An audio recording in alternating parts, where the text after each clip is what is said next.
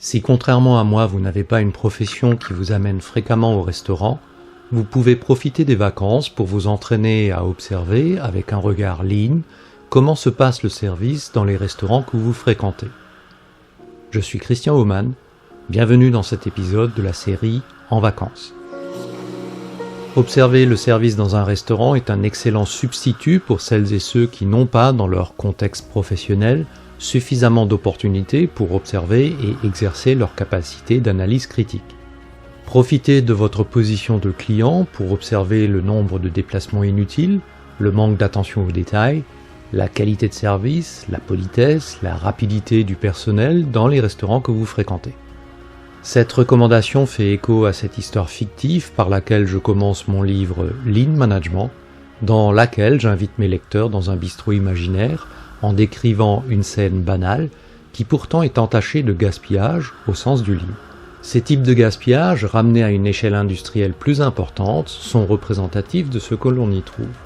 Observez ce qui se passe au restaurant et transposez-le dans un contexte professionnel qui vous est familier. Y voyez-vous des similitudes ? Vérifiez par exemple si le personnel tend à faire des déplacements et gestes inutiles, s'il pourrait s'économiser des déplacements en apportant ou en débarrassant des choses. Les personnels sont-ils inoccupés, en attente ? S'absorbent-ils dans des tâches sans rapport avec les clients, comme consulter leur smartphone ? Lorsque c'est votre tour, êtes-vous bien au centre de l'attention du personnel ? Voyez-vous des erreurs ou de la non-qualité ? Faut-il renvoyer un plat ou signaler une erreur dans ce qui est servi par rapport à la commande ? Le serveur ou la serveuse vous redemande-t-elle des précisions sur votre commande ? Y a-t-il finalement des plats non disponibles ? S'occupe-t-on des clients rapidement, pour les installer et pour prendre leur commande ? Quel est le délai de la commande jusqu'à être servie ? Y a-t-il un équivalent de stock important, comme par exemple des corbeilles de pain pleines ? Ce stock est-il consommé durant votre présence dans l'établissement ? Y a-t-il une erreur dans l'addition ? Les restaurants ne sont pas nécessairement des lieux où l'efficience est faible.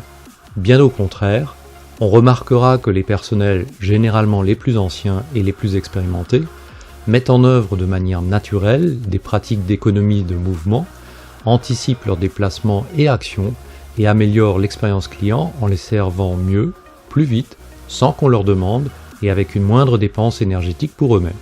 J'ai moi-même beaucoup de respect pour les vrais professionnels de ces métiers en sachant combien c'est difficile, combien cela demande d'implication.